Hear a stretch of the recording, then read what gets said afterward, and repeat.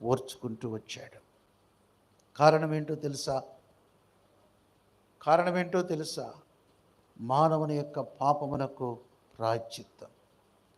ఒకవేళ ఆయన నోరు తెరిచినట్లయితే, ఆ తిరస్కారము ఓర్చుకోక తిరగబడినట్లయితే, శిలువ మరణం పొందకపోయినట్లయితే, ఇప్పటికీ కూడా మానవుని యొక్క పాపమునకు ప్రాయశ్చిత్తము జరిగేది కాదు.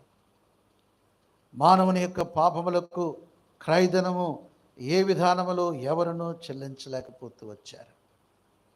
యేసు ప్రభు వారు ఆ ప్రాయశ్చిత్తం శిలువలో చేస్తూ వచ్చాడు. ఆయన మరణించాడు, సమాధి చేయబడ్డాడు.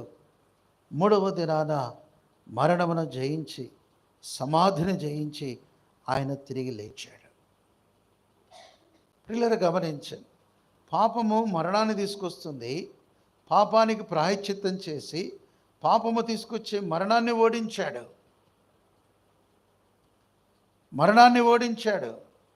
అందరూ మరణం చేతిలో ఓడిపోయినటువంటి వారే, కానీ మరణాన్ని ఓడించిన వారు చరిత్రలో ఎవరు లేరండి, యేసు ప్రభు తప్ప. అందరూ మరణానికి భయపడ్డారు.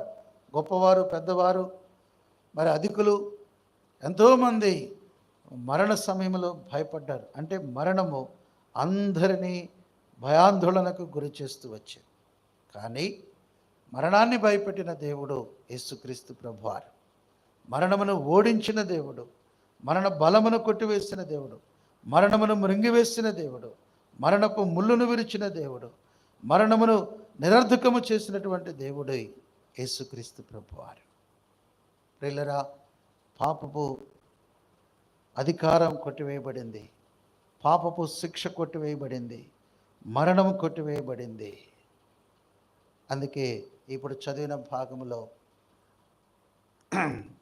2 కొరింథీ 5:17 కాగా ఎవడైనను క్రీస్తు నందున్న ఎడల వాడు నూతన సృష్టి, పాతవి గతించెను, ఇదిగో క్రొత్తవాయెను. యేసు ప్రభు నందు ఎవరైతే ఉంటారో, ఆ యేసు ప్రభు యొక్క శిలువ కార్యమును, ఆయన మరణమును, ఆయన పునరుత్థానమును, అంటే మరణమును జయించి తిరిగి లేచడం, ఇది ఎవరైతే నమ్ముతారో వారు యేసుక్రీస్తులో ఉన్నవారు. నమ్మినటువంటి వారందరూ యేసు ప్రభులో ఉన్నటువంటి వారు. నమ్మని వారు యేసు ప్రభుకు వెలుపల ఉన్నటువంటి వారు. కాబట్టి ఎవరైనా క్రీస్తు నందు ఉన్నటువంటి వారు, క్రీస్తులో ఉన్నవారు, వారు నూతన సృష్టి, పాతవి గతించెను, క్రొత్తవాయెను. ప్రియమైన సహోదరి సహోదరుడా, ఈ ప్రాంతంలో నివాసం చేయుచున్నటువంటి ప్రియులరా, క్రొత్తదనము మానవునికి ఒక ఉత్సాహాన్ని తీసుకొస్తుంది. క్రొత్త వస్త్రాలు, క్రొత్త సహవాసాలు, క్రొత్త ఇల్లు, క్రొత్త కారు, క్రొత్త వస్త్రాలు, నూతనమైనది, క్రొత్తది, ప్రతిదీ ఏదైనా సరే, చిన్నది కానీ పెద్దది కానీ, స్త్రీలకు కానీ పురుషులకు కానీ పిల్లలకు కానీ ఎవరికైనా సరే, క్రొత్తదనం అనేది మానవునికి ఒక ప్రోత్సాహాన్ని, ఉత్సాహాన్ని తీసుకొస్తుంది. ఒక రకమైన సంతోషం క్రొత్తదనాన్ని బట్టి. సో ఈ రాత్రి ఒక వ్యక్తి క్రొత్తగా ఎలా చేయబడతాడు? వస్త్రాలు క్రొత్తగా, కొత్త వస్త్రాలు తీసుకోవచ్చు, భోజనం క్రొత్తగా చేసుకోవచ్చు, ఇల్లు క్రొత్తగా చేసుకోవచ్చు, లేదా వస్తువు, లేకపోతే ఇంకోటి సంథింగ్ ఏదైనా క్రొత్తదనాన్ని రావచ్చు. కానీ ఒక వ్యక్తి క్రొత్తగా ఎలా మార్చబడతాడు? ఒక వ్యక్తి క్రొత్తగా ఎలా చేయబడతాడు? నూతనంగా ఎలా చేయబడతాడు? ఆ క్రొత్తగా మార్చగలిగినటువంటి శక్తి యేసు ప్రభువులో ఉంది. క్రీస్తులోకి వచ్చినప్పుడు నూతనపరచబడతాడు.